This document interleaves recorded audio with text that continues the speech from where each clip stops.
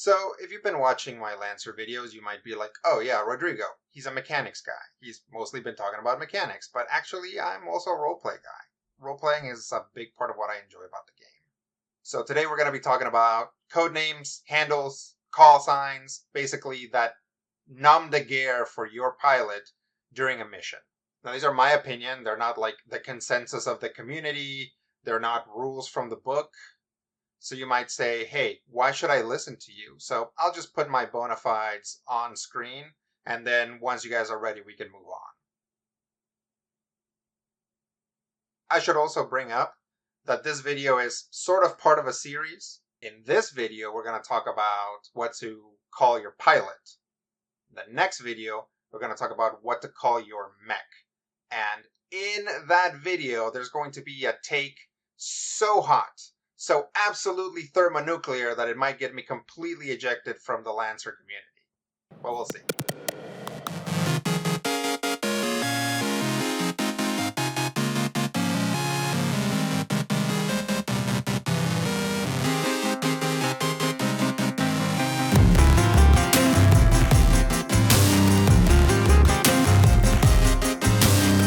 My guide to codenames, call signs, and handles has 3 rules. We're going to start out talking about the first 2 rules, then we're going to talk about some other stuff, and then we're going to talk about the last rule at the end. Rule number 1.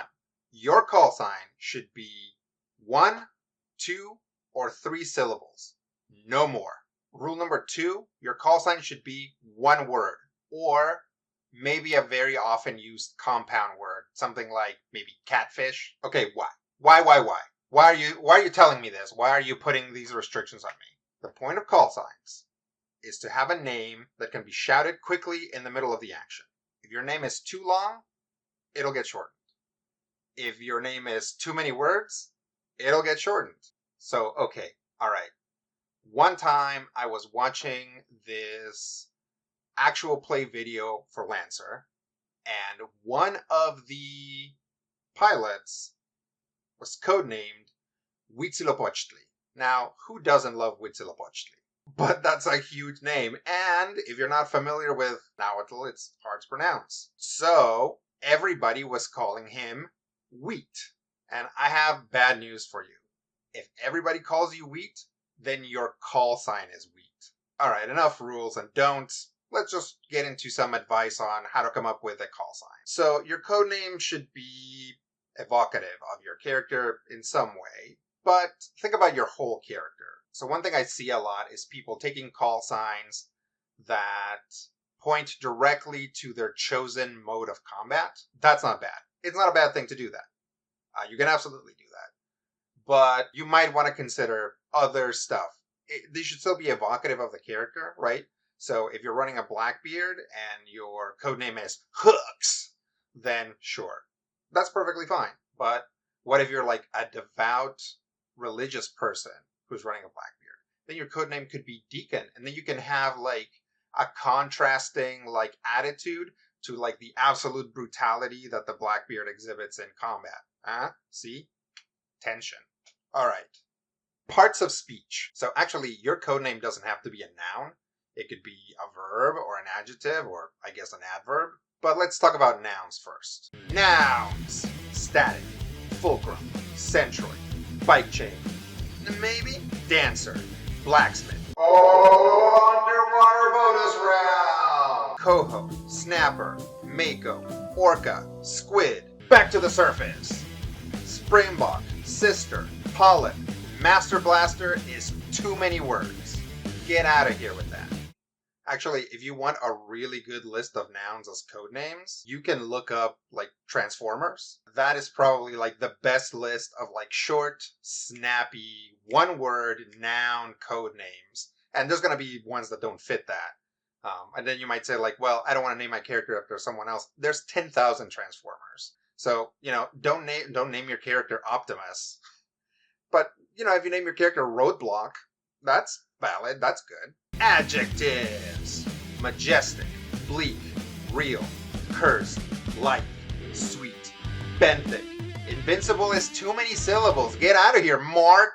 Verbs. Swim, climax, petrify, crush, crash, creche, bury, seems good, but most people will think your codename is Bear.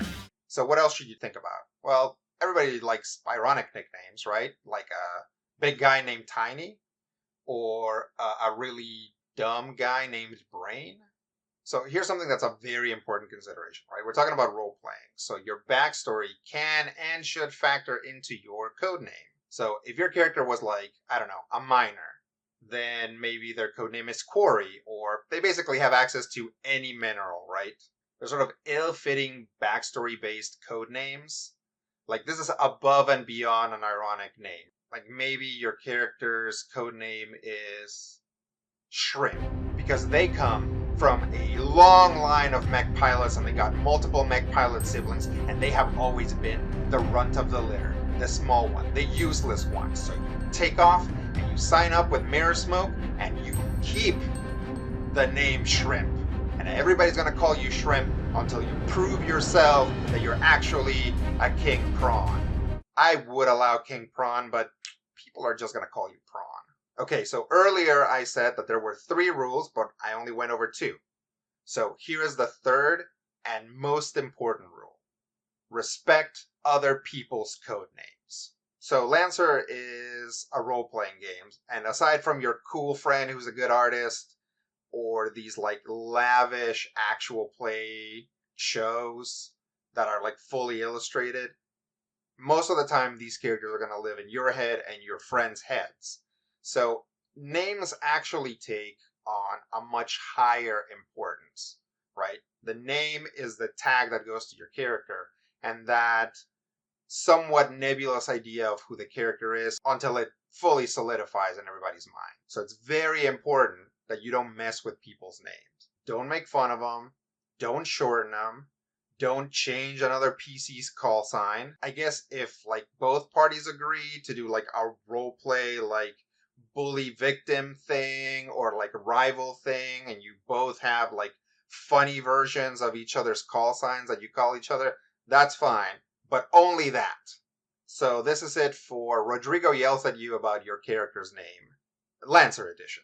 If we get into other games, I mean, you can hear me rant about what you should call your exalted character, where the rules are basically the opposite of what I just said, except for the making fun. Don't make fun of people's character names. Okay. Like, subscribe, click it, click. If there's a click, click it. Okay, bye. All right. You saw the thumbnail. Let's get into it. Last video, we talked about what to name your pilot. This video, I told you we were going to talk about what to name your mech. And surprise, the answer is don't. What? What? Hang on. It's cool, all right? I got a whole thing, all right? Just walk with me here. Just walk with me, talk with me. This video is broken up into 3 parts. Part 1, popular media doesn't want you to name your mech. Part 2, mech media doesn't want you to name your mech. Asterisk. Part 3, Lancer RPG doesn't want you to name your mech. Let's go!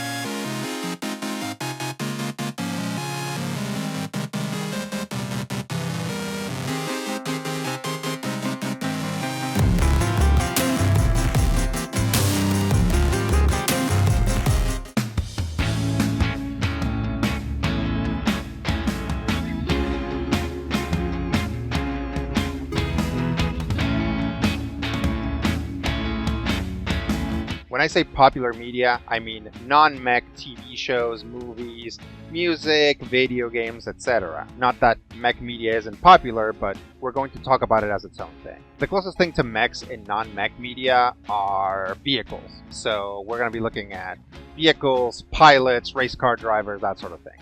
And when we look at these character-vehicle combos, some patterns start to emerge. Look at Top Gun. We have a bunch of code names, but the vehicles don't have names. It's Maverick and Goose on their planes, not Maverick and Goose in Golden Egg. Well, what about Speed Racer? His car is called the Mach 5. Yes, but Speed Racer is his actual name. So, does that count? It gets kind of weird if the vehicle's alive. Like, who was Knight Rider? Hasselhoff or Kit? Either way, only one of them had a code name, so that takes us to the thesis of this section. If the pilot has a code name, the vehicle does not need one.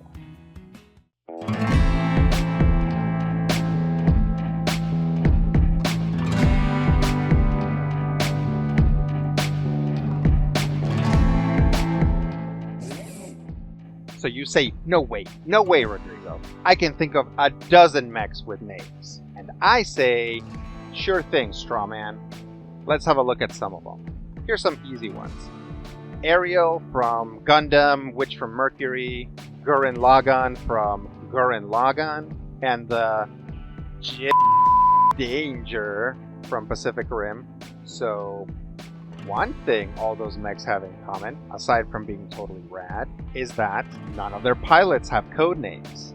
Suletta gets called a witch, but she's not the only witch. She's also called the Groom, but that's not really a call sign, it's more of a title. There's another Groom before she gets there. In the thick of things, her allies still call her Suletta, or they refer to the Ariel. So mech media gives us the inverse of vehicle media.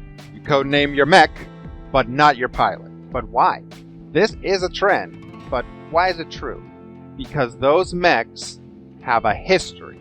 The name tells you that this vehicle, this weapon, has its own story, its own legend separate from the pilots, greater than the pilots. In fact, in many mech stories, the pilot must strive to prove worthy of such a powerful machine. But that's not what Lancer's about.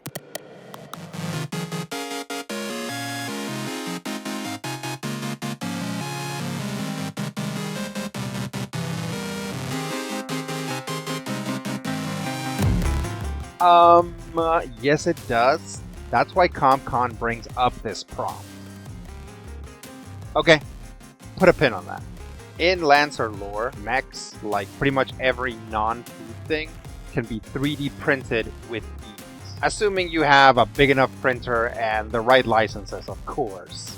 When you look at Lancer's mechanics, the game stresses that mechs are printable and completely replaceable. The game is written in such a way that the players can customize their mechs before each mission to a frankly ludicrous degree. You can even print a completely different chassis, a completely different frame, assuming you got the license levels for it. And mechs aren't just replaceable, they're completely disposable. If your mech doesn't make it to the end of a mission, you can just print a new one for the next mission. There is no mechanical penalty for wrecking your mech over the course of a mission. If anything, you're gonna get a lot of high fives from your fellow pilots if your mech and the boss for the mission end up as particles in the same crater. And honestly, I see a lot of Lancer character art on the internet, and people are like, here's my pilot, Sun Mask, and her mech, Heaven's Uncompromising Fist. And I think, did they start at license level 0? Did their Everest have a different name? If HUF gets destroyed, did they just roleplay that it didn't? Do they just say, this is HUF 2? Does the GM have to say, okay, they find enough of your mech to rebuild it? And if they do that, that's fine, but why? Why fight the game? Over and over again, in lore and mechanics, the game tells us that this is a theme. The replaceability, disposability, and are you ready for this? Instrumentality of mechs are aspects that are hard-coded into the game. If you choose to ignore these aspects, you're fighting the game. Okay.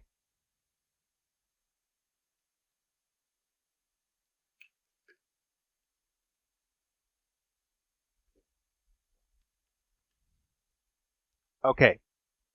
Let's talk about Hase. When you create a pilot in Lancer, and every time they level up, you put points into one of the 4 mech skills.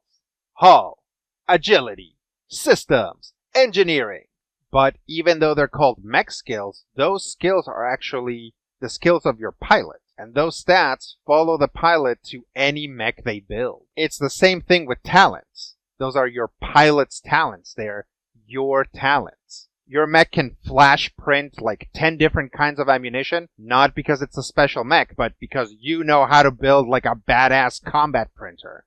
Your mech has a weird jury-rigged flight system, not because it came with it, but because you grew up in a space station and everything you build has a weird jury-rigged flight system. Mechs in Lancer are extensions of their pilots. They are tools to accomplish the pilot's goals. Very cool and totally rad tools, but tools nonetheless. So you don't pilot Heaven's Uncompromising Fist. Heaven's Uncompromising Fist is something you wield, something you're known for, something that follows you to every mech you build. So just to make sure I didn't miss something, I went to the Lancer Discord a couple times, and I asked if people could think of a very famous mech in the setting, and almost all answers were versions of this.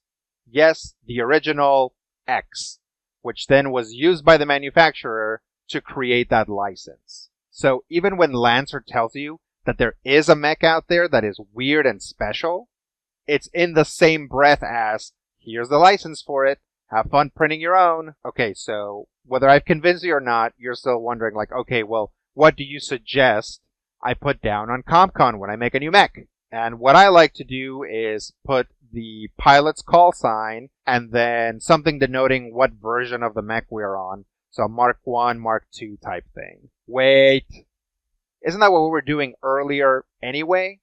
Yeah, maybe, but here there's no assumption that this is the same mech. In fact, it emphasizes the opposite. And it's fun to run up the number anytime you switch frames or when your mech gets destroyed. It can be a point of pride to have a low number while your group's Leroy Jenkins hits double digits 8 missions in. So yeah, I guess that's it. This is my argument as to why you shouldn't name your mech in Lancer. Hope it made sense. Oh, and so people don't get in my face about it. There really is a way to get to double-digit mechs in 8 missions. You just need some longer missions that have long rests inside them. Like, your crew is like, we are in the middle of a mission, but we found a friendly shop that can, like, fix up our mech so we can continue, or whatever your game master says. You can have full rests and completely rebuild mechs in the middle of missions. So that's how Pizza can be Pizza Mark 10 8 missions in. I'm sure you were dying to know that. Anyway, like, subscribe, join my Patreon. These videos come out anywhere from a few days to up to a month early on Patreon. I just throw them up there as soon as they come out. So if you like them, think about getting involved with that. Catch you guys next time. Yeah, rock and roll. So we've been getting a lot of newbies, like brand new people to Lancer here on the channel, asking for resources. So in this video, and actually I've been doing it for the last few videos too, you can check the description and there'll be some like super basic links there for newbies to Lancer. So CompCon, Dragon Kids channel, I don't know what all I have down there. Go down there, check it out. It's good stuff. That said, I do want to make videos about resources, but I didn't want to start with CompCon because there's already several videos about CompCon that'll probably do a better job explaining it than what I would do, because I don't use all of CompCon's features. So instead, I wanted to talk about a resource, especially for new game masters to Lancer, that is out there that you may not realize is out there. Today we're going to talk about Interpoint Station.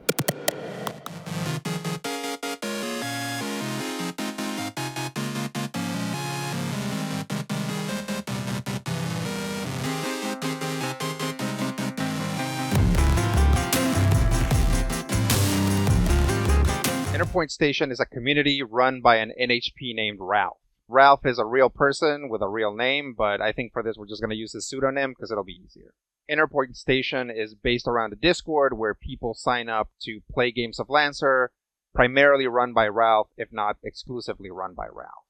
Now, I am not here to tell you how to get into that Discord or get into a game of Interpoint Station or anything like that, primarily because policies might change and I want this video to be evergreen.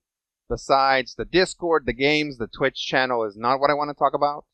The greatest resource is actually Interpoint Station's YouTube channel. So when I started getting into Lancer, I started looking up real play shows, right? So I could figure out how the system worked.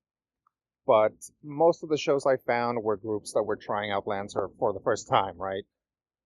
And so it was kind of an incomplete experience. A lot of the things that I had actual questions about weren't being gone over. And sometimes they were just doing things like completely wrong, which, I'm not knocking it. Those real plays weren't trying to be teachable things. They were trying to have a good time, and they were having a good time. Okay, let's do some math.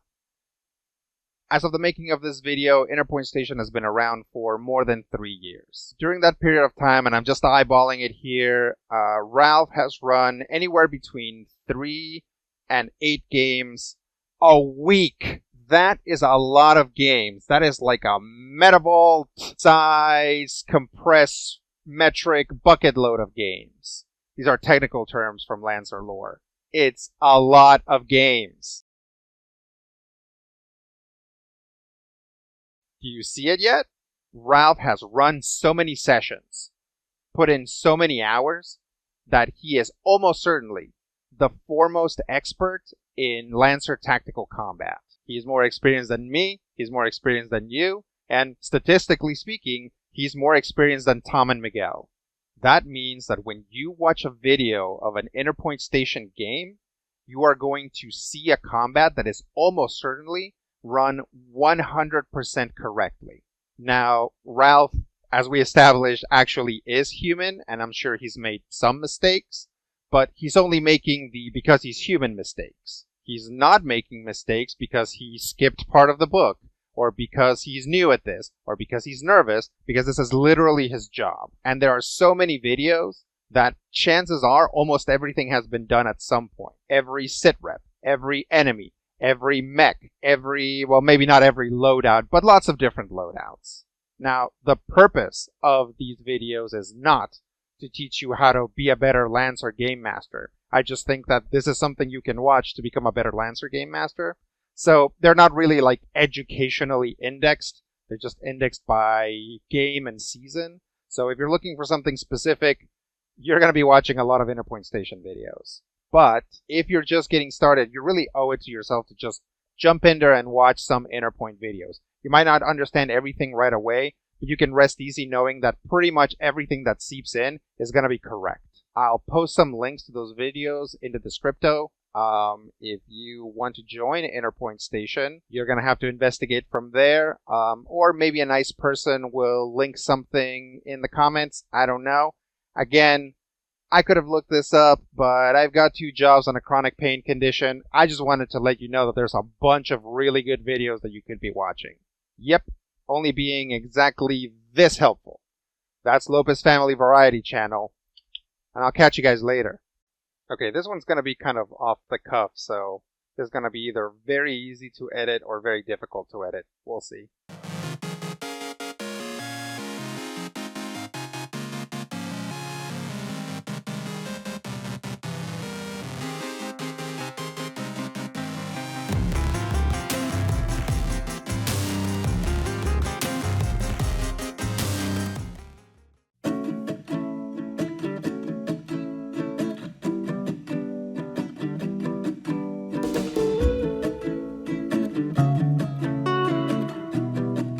So when I started getting into Lancer, I got the book and I started flipping through, and of course the first thing I flipped through to was the mechs, and the very first mech that really caught my eye was the Death's Head.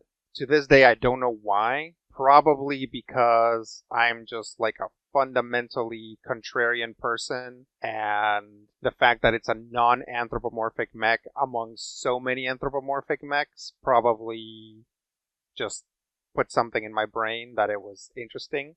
I also love the Swallowtail, probably for the same reason. So I started reading the stats for the Death's Head, but I kind of started reading them in a vacuum. And something really weird happened as I was continuing to read the book and reading the rules and reading other mechs and starting to understand the game. The place where I thought the Death's Head was, as far as like power and like if you were going to make like a tier list or if you were going to put it up there and having compete with other mechs, the place where the Death's Head would be kept like fluctuating wildly. I would spend a week reading the book and suddenly it really seemed like the Death's Head was garbage. And then I would read the book some more and I was like, oh, but actually the Death's Head's really good. And then I'd read some more and it was like mid.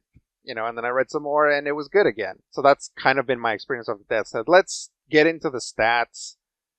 Like I said, this is off the cuff. I don't know if this is going to like filter out to a thesis, right? This time I'm really just like Let's read the Death's Head and see what comes out of my mouth.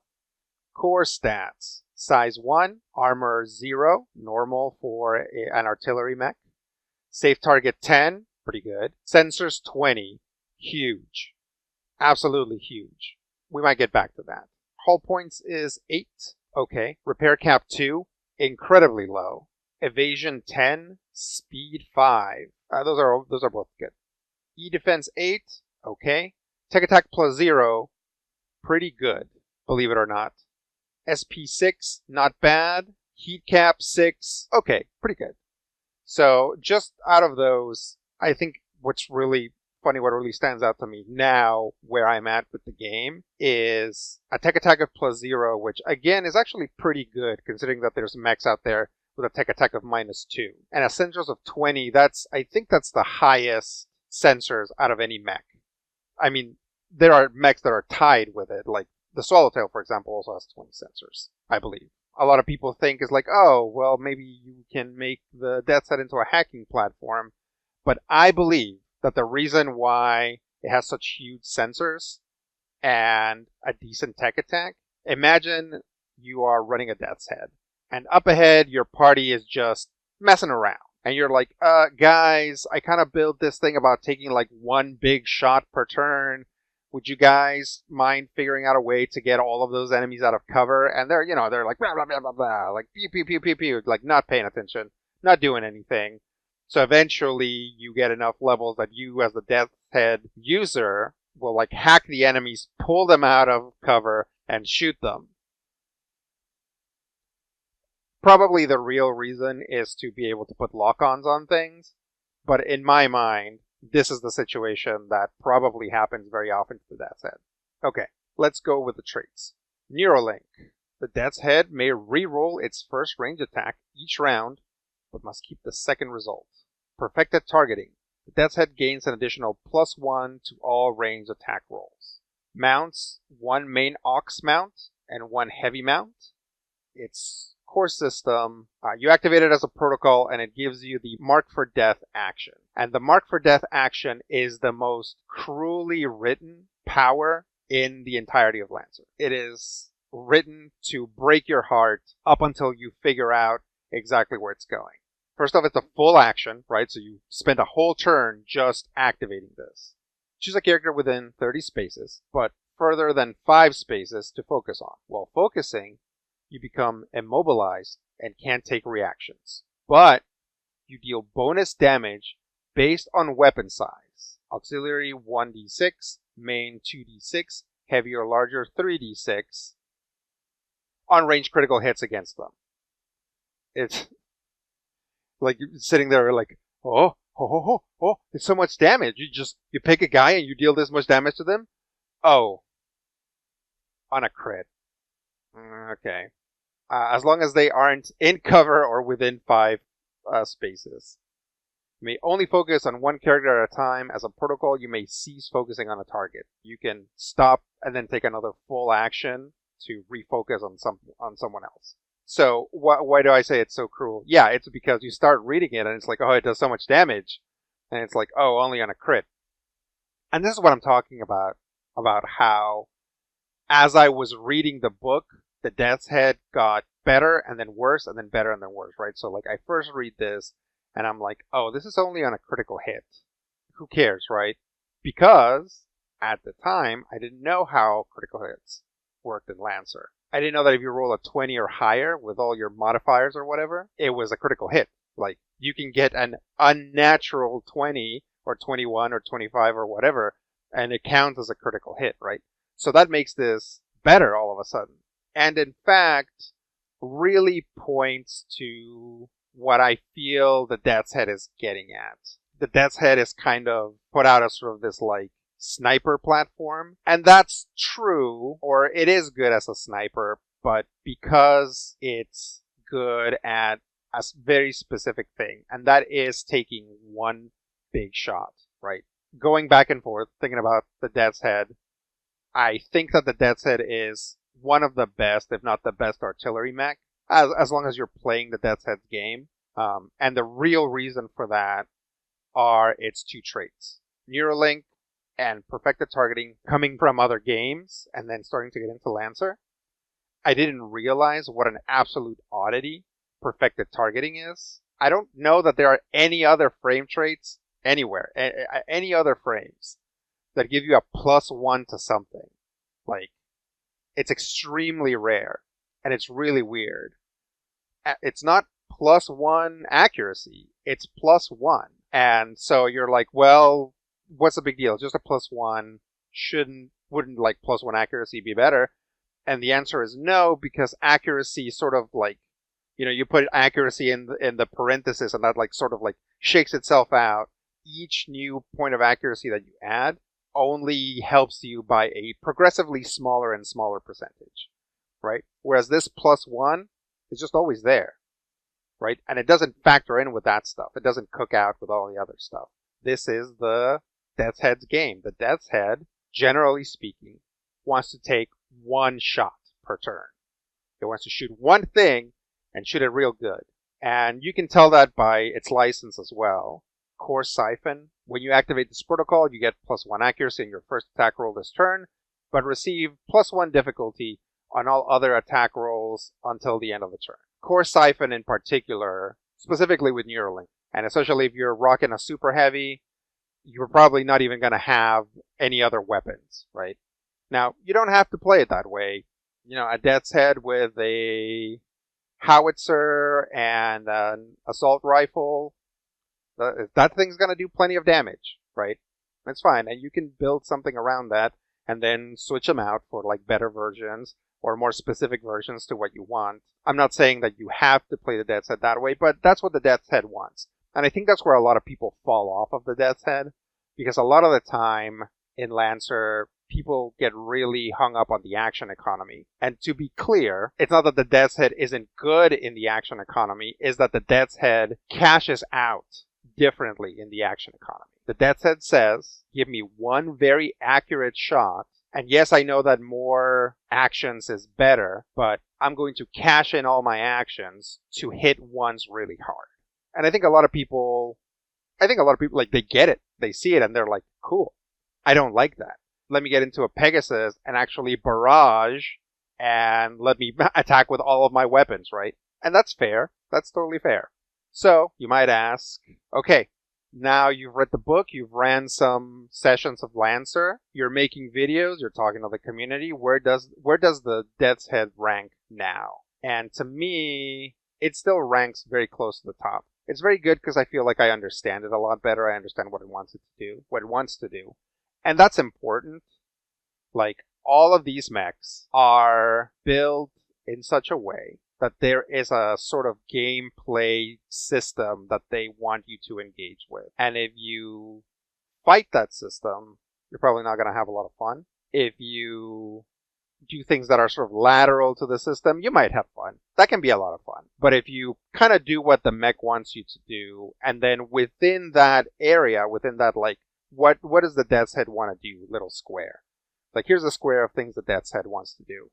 How many things are in here? There's actually lots of things in there, right? Lots of systems, lots of weapons, lots of actions that you can take during a turn, especially once you open that up to, like, your squad, right? Your group, like, what are they doing? There's a lot more things that you can do, right? If you have, a very high damaging melee front line, that leaves you to, like, pick them off afterwards, right? They'll, like, damage stuff up front, and then you get to, like, place the kill shots. If you have a support heavy group, then, you get to wear the cool guy hat and actually abuse all of the lock-ons and stuff that they laid out for you and get your high accuracy, high damage stuff. And then you're also going to run into parties where a Death's Head is just very bad. It's just not going to work. And obviously, mobile, damagey mechs. Your Blackbeards, your Metal Marks, they're going to do fine in most sit reps, right? Mechs that are specifically artillery or that are trying to do artillery are going to fluctuate how effective they are depending on the sitrep, right? The Death's Head's core bonus wants you to immobilize it. The talent for rifles, and there's lots of good rifles, wants you to get immobilized. So if you're trying to move the payload, either you have to not use your talent, or the rest of the group has to get used to the fact that you're not going to help move the thing. You're just going to like perch up on a building and try to kill everything that gets near it. And that can be a lot of fun. I think now with armament redundancy being a system that is available, the Death's Head is like even in a better position. Like, I don't know. I'm not really here to argue that like the Death's Head is like the best artillery mech. I actually think that's the Pegasus. But if you figure out the square where the Death's Head lives and you find fun things inside there and like stick them to your Death's Head, you're going to have a lot of fun. So yeah, that's what I got. Please like and subscribe. Channel is growing. I really appreciate it. And yeah, I'll catch you guys later. Bye. So what is an alternate frame? On the second level of a license, you get a frame.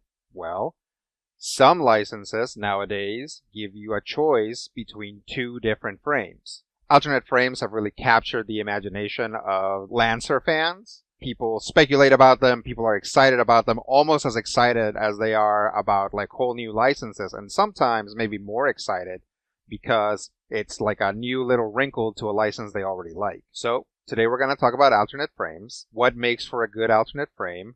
Are there bad alternate frames? I'll tell you after the synthesizer.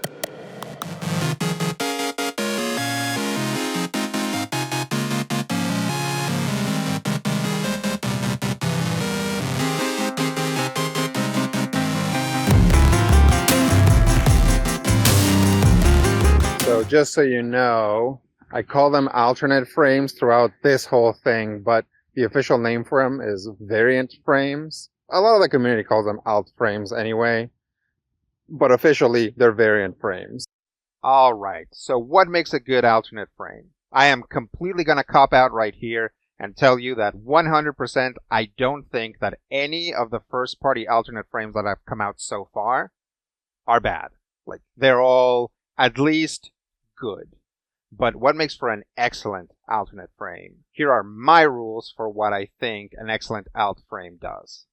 1. It feels related to the original frame. 2. It recontextualizes the license. 3.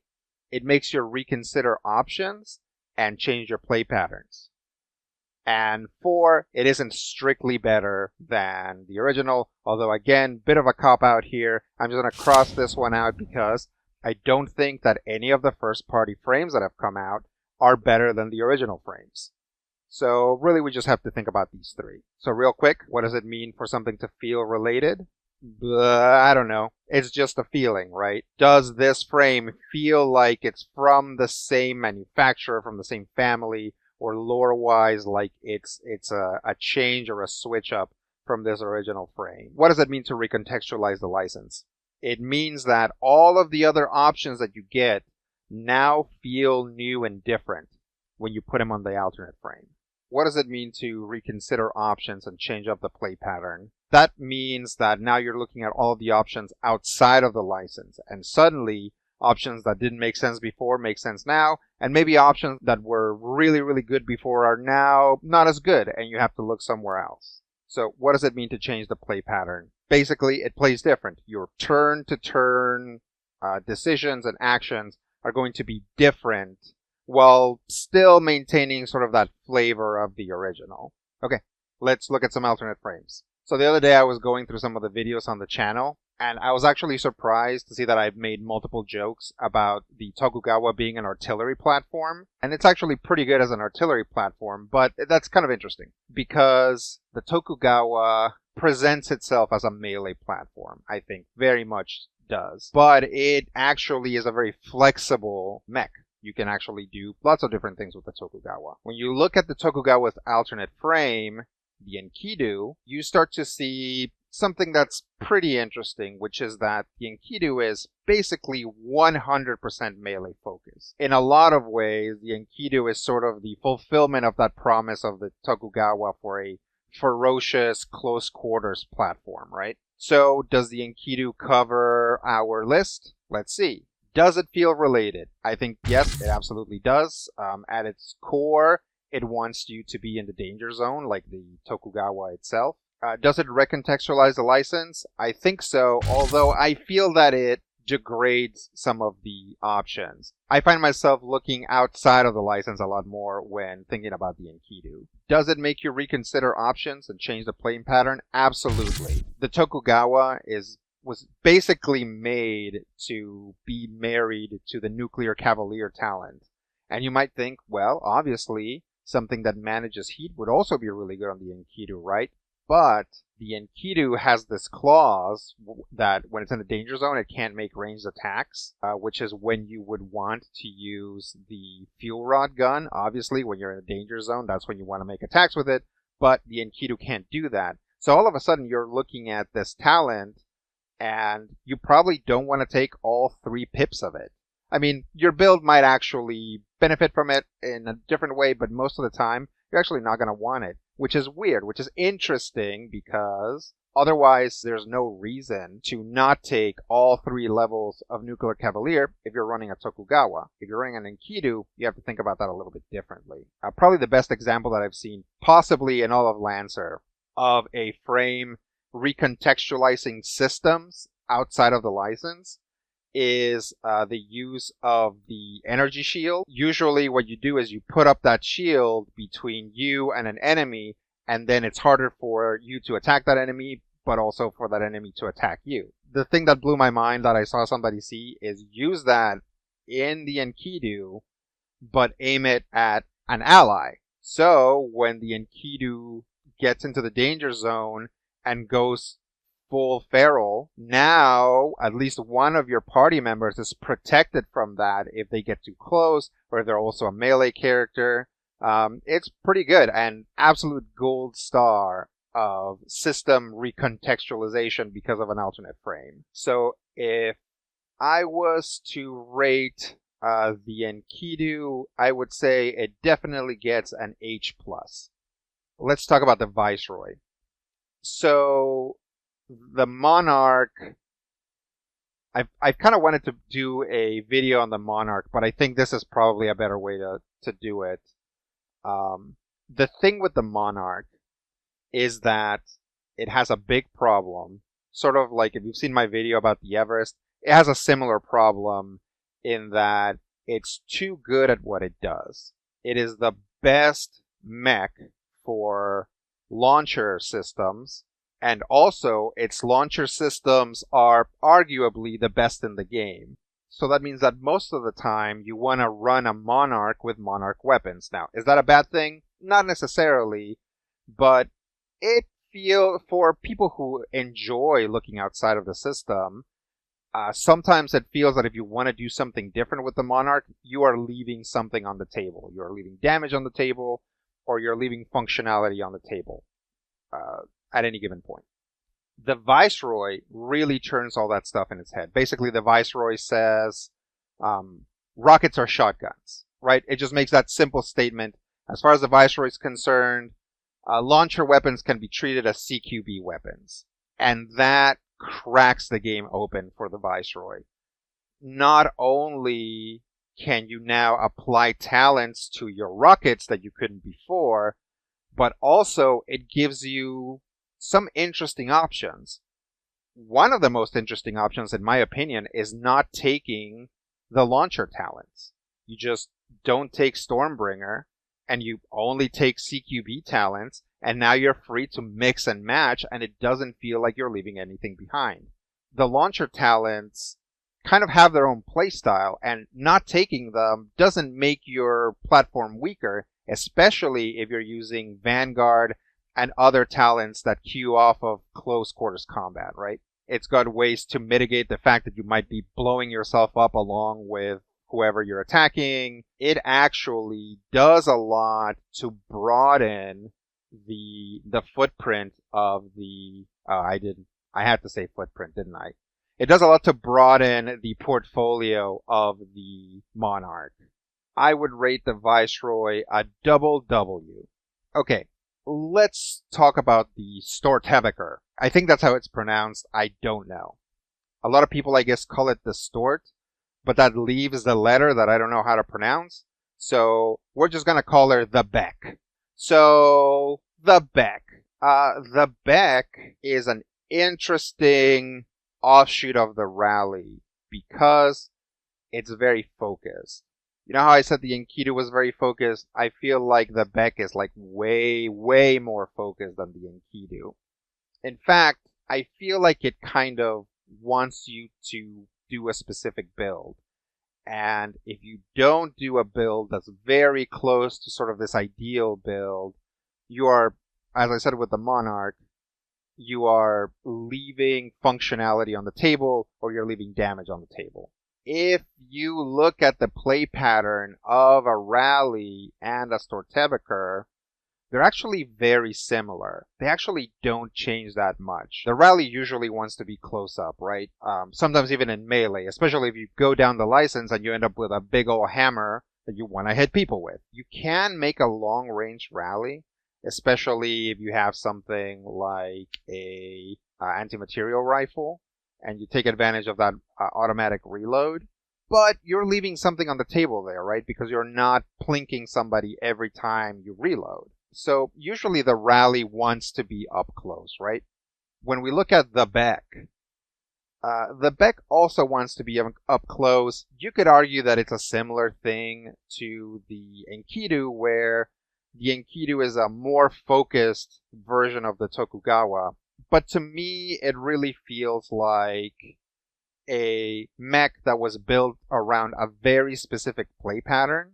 And this play pattern is not something that the Rally couldn't do, and something that the Rally, given the right choices, wouldn't do just as well or better, depending on the situation. So when you look at my grading system for the Stortebeker, it definitely gets lower marks. It definitely feels related, but it doesn't recontextualize its license in any way, right? Everything that you want in there, you want in there for the same reason that you want it for the Rally. It does make you reconsider options outside of the license, but it tends to have a narrower playstyle, and the options that you reconsider are options that actually still work on the Rally. So, is that bad? Is it a bad alternate frame? No. This is my rubric, right? The people that made it weren't operating under the assumption that they had to meet these qualities.